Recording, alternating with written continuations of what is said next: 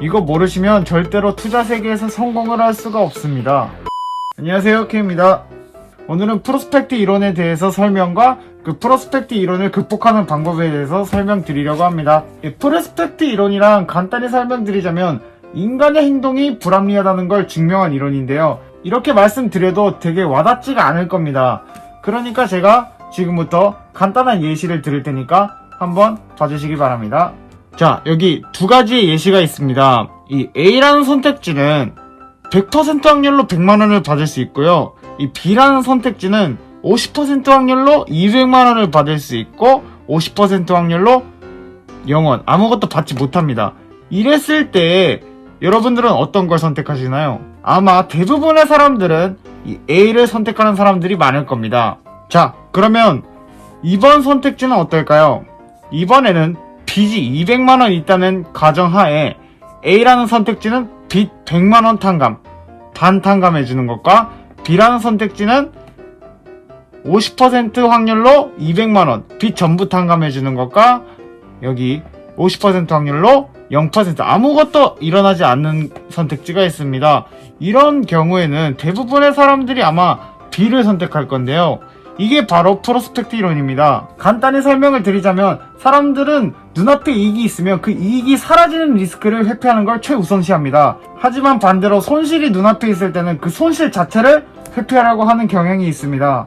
이것을 주식시장이라든지 가상화폐라든지 FX 마진거래라든지 이런 투자 세계에 도입을 하게 된다면은 조금이라도 이득이 났을 시에는 그 이익을 바로 실현시켜버리고 손실이 나기 시작했을 경우에는 손절을 하지 못하고 계속 그 손실을 껴안고 손실이 사라질 때까지 기도만 하면서 계속 같이 가는 겁니다. 경험하신 분들 되게 많으실 수도 있는데요. 막 주식을 해도 보통 3%, 2% 이렇게 계속 이익 실현을 하다가 갑자기 20%, 20% 이런 식으로 깎여버리는 경우가 많은데요.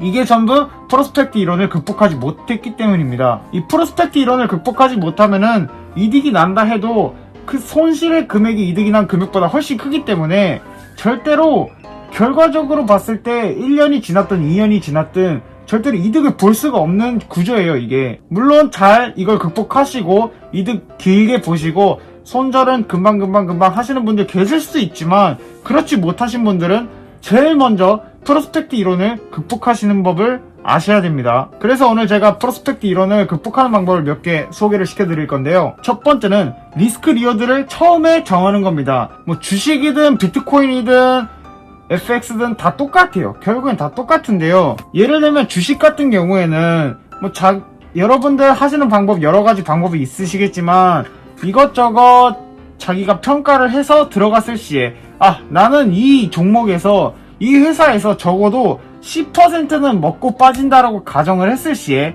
5% 마이너스가 됐을 시에는 아예 끊어버린다든지 이런 자신만의 기준을 세우는 게 가장 중요합니다. 또 차트로 트레이드 하시는 분들이 계신데요. 차트로 트레이드 하시는 분들은 예를 들면 이런 차트가 있다고 가정을 하면은 이런 부분에서 예를 들면 주식을 산다고 합니다.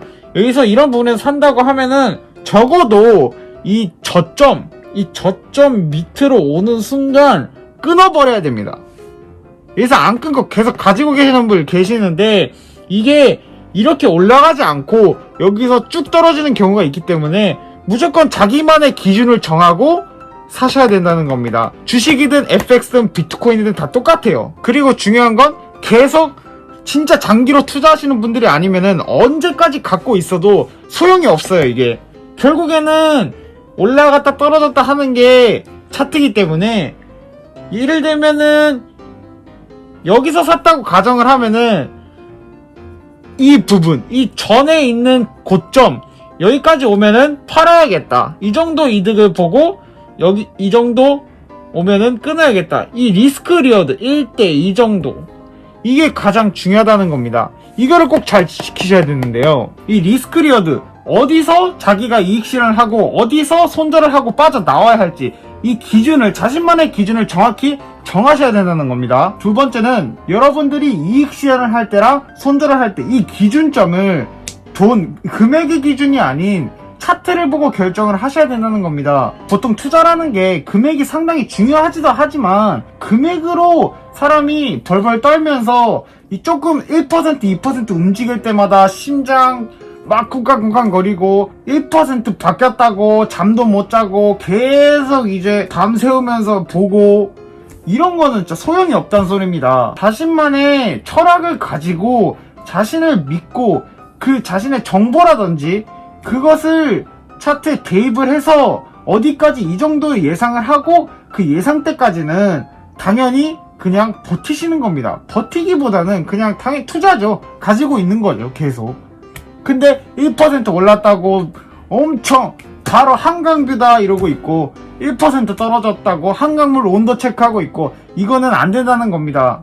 이렇게 1% 금액 몇십만원 몇백만원이 왔다 갔다 하는 걸 봐서 계속 심장이 두근두근 되고 일상생활이 불가능하다면은 그것은 시드머니 자체가 잘못된 거니까 시드머니 자체를 줄여서 다시 한 번씩 해보시기 바랍니다. 아무래도 시드머니가 크다 보면은 1%에도 엄청난 금액이 움직이기 때문에 이 금액을 보고 나서 계속 마음이 싱숭생숭 하다 하면은 애초에 시드머니가 잘못된 거니까 시드머니를 줄이고 다시 시작하시면 될 것 같습니다. 나는 10%를 보고 들어갔는데 2% 올랐을 때 이게 결국 떨어져서 마이너스가 되면 어떡하지?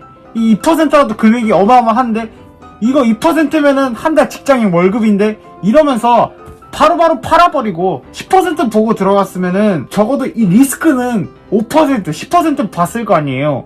근데 이 2% 바로 먹고 2% 먹고 또 잃을 때는 10%, 5% 이렇게 잃는단 말이에요. 이게 프로스펙트 이론 가장 안 좋은 방법입니다. 그러니까 시드머니는 자신의 전 재산이 아니라 자신의 여윳돈, 이 정도 생활하고 이 정도 놀고 이 정도면 남겠다 하는 돈 가지고 조금씩 모으셔서 장기 투자를 하던지 트레이딩 하시는 분이면은 솔직히 개인적으로는 주식 투자보단 FX라든지 비트코인 추천드립니다. 주식은 솔직히 말해서 단타 별로 좋진 않아요. 진짜 잘하시는 분들도 계시긴 하는데 저는 그다지 메리트는 없다고 봅니다. 단타면. 그러니까 이 두 가지를 이용해서 완전히 프로스펙트 이론을 극복하셔야 되는데요. 제가 말씀드린 대로 시드머니는 자신이 몇 %씩 움직여도 10%, 20% 움직여도 자신이 부담이 안 될 정도의 시드머니를 운영하시는 거고 그 시드머니를 운영하면서도 자신만의 룰을 완벽하게 정하시고